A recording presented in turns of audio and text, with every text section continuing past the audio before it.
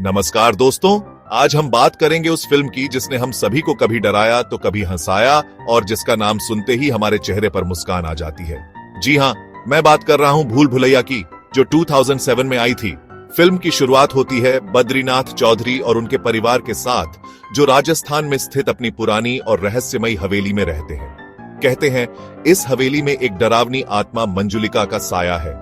हवेली के एक कमरे को बंद किया गया है क्योंकि वहां से अजीबोगरीब आवाजें आती हैं। अब एंट्री होती है बद्रीनाथ का भतीजा सिद्धार्थ, जो अपनी पत्नी अवनी के साथ अमेरिका से भारत लौटता है। सिद्धार्थ इन भूत प्रेत की कहानियों पर विश्वास नहीं करता और हवेली के बंद कमरे को खुलवा देता है।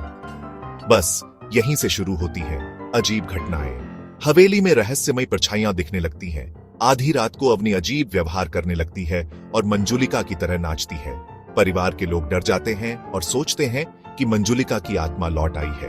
एक दिन एक नौकर हवेली से गिरकर मर जाता है, जिससे सभी का डर और बढ़ जाता है। और अब एंट्री होती है डॉक्टर आदित्य श्रीवास्तव की, जो एक मनोचिकित्सक है। आदित्य धीरे धीरे घटनाओं की जांच करता है और निष्कर्ष निकालता है कि यह सब किसी आत्मा का नहीं, बल्कि किसी मानसिक बीमारी का नतीजा है। उसे पता चलता है कि अवनी ही मंजुलिका बन जाती है।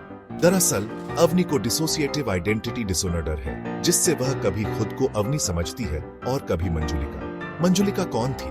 मंजुलिका बंगाल की एक प्रसिद्ध नर्तकी थी, जिसे हवेली के पूर्व राजा ने जबरदस्ती अपने महल में रख लिया था। लेकिन मंजुलिका राजा के दरबारी नर्तक से प्रेम करती थी। राजा ने जब यह सुना तो उसने मंजुलिका के प्रेमी को मार डाला।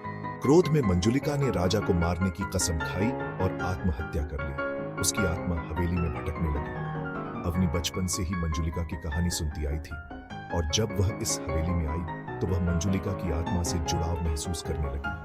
धीरे धीरे वह मानसिक रूप से कमजोर पड़ गई और मंजुलिका का रूप धारण करने लगी। आदित्य एक योजना बनाता है और अवनी को पूरी तरह से मंजुलिका के रूप में ढालने देता है।